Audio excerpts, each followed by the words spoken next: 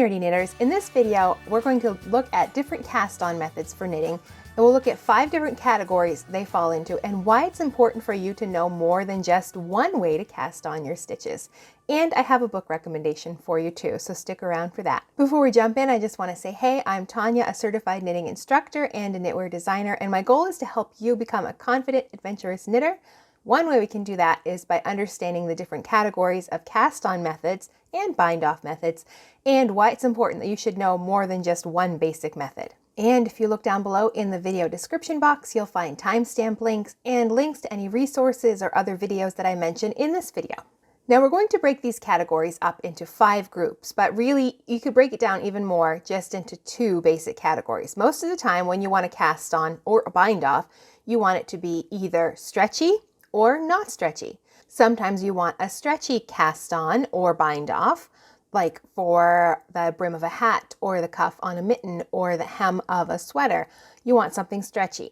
Or sometimes you want something that's not so stretchy, say on the edge of a scarf that's all cabled. You want that end of that scarf to stay firm and straight. You don't want a stretchy bind off. You want something that's a little more firm and non-elastic.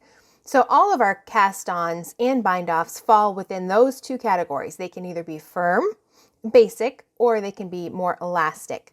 But then we can break them down even further. This list right here shows you the 5 basic categories that I personally break them up into. You can really divide them up any way you want. But besides elastic and non-elastic, there's a few other times you might want a different cast-on. We'll take a look at each of these. First, we have our basic or non-elastic. That would be something like a cable cast on or the crochet cast on. Those are pretty firm. They might stretch a little bit, but they're not going to stretch a lot. You certainly wouldn't want them on the cuff of a sock. And then of course you want an elastic or a stretchy cast on or bind off.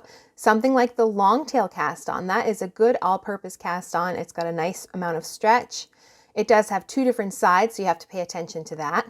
But when you're ready to move on beyond those first 2, elastic and non-elastic, and you might want something else. Perhaps you want something a little more decorative, like a Picot cast on or bind off, or one of those braids where it's multicolored, 2 and 3 color braids along the edge of a hem. Those are really pretty. And each one of those could fall in the elastic and non-elastic category. Braids are usually not elastic. Picots are very elastic. So you can get the best of both worlds. You can get something more decorative and it can still fit that basic perfect purpose of elastic or non-elastic. Now number 4 is an interesting category. Invisible cast ons and bind offs. We could put the sewn bind off in here because when you work that, it's fairly invisible. Things in this category could be something like a tubular cast on and bind off. I really like tubular cast ons and bind offs because it looks a lot like what you'd see on a machine knit sweater where that hem just rolls right under and there's no visible cast on edge. But there's other ways to create those invisible lines. You can use cast ons that are labeled invisible cast ons, where you don't really see that cast on edge that you would for like a long tail cast on or cable cast on. Or you can take those cast-ons, the long tail and the cable cast-on will both do this, and you can cast them on in pattern, where you can combine the knits and the purls to create that first row, especially if you're working a rib, so it looks almost invisible. It's not quite, but it's close to an invisible cast-on.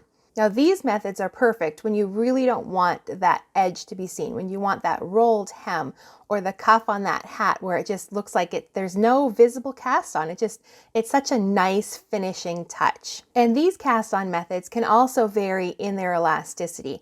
A tubular cast on is fairly elastic. A long tail cast on that's worked in pattern would still be elastic. Cable cast on is not as elastic as a long tail cast on, so that one's still firm if you're looking for a firmer cast on.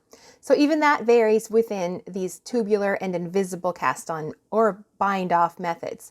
Really the only invisible bind off method is the sewn bind off. It's like, or the Kitchener or some sort of a graft where you're weaving that end in to look just like another row of knitting. Last on our list are provisional and closed cast on methods. Now these types of cast ons are things you'll see when you're knitting toe up socks. You start with like Judy's Magic cast on. That's a closed cast on. You start with the toe, working your way up. Or if you're knitting a shawl, but you want both ends to be exactly the same, so you start perhaps in the middle and work your way out from the middle of the shawl to both ends. You'd want a provisional cast on so you can cast on in both directions, or you can use that for a toe-up sock as well. When you do a short row toe, you can use a provisional cast on. Or you might want a closed cast on if you're knitting something from the center out, like a lace doily or something like that. So those are our 5 basic categories. If I could recommend just one cast on method, I would say the slingshot or long tail cast on method. It's fairly elastic, it looks nice, you can work it in patterns so you get what looks like knits and purls across the bottom of the row. And there's multiple ways to work it.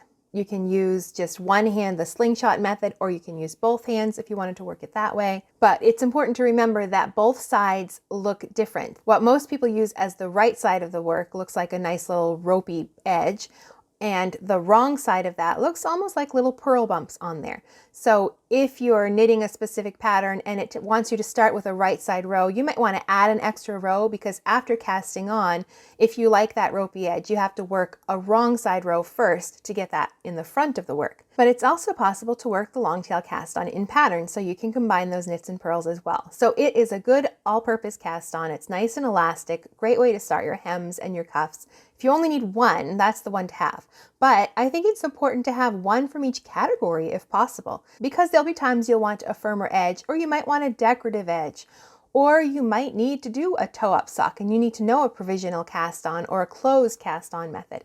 So it's a good idea to have a few of these methods in your toolbox. Before we get to our last tip, if you have a favorite cast on method, be sure to share it with us and give us any tips you have about working it. Now, if I could recommend one resource for casting on and binding off, this book right here, Cast On Bind Off by Leslie Ann Bester. I know there's other versions of Cast On Bind Off books too, but I like this one.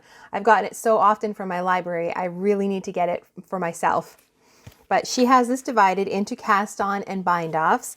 You'll find her cast ons are divided up into different sections: all purpose, super stretchy, ribbing with moderate stretch and lots of stretch, end of row cast ons, decorative cast ons, temporary, provisional toe-up socks, circular.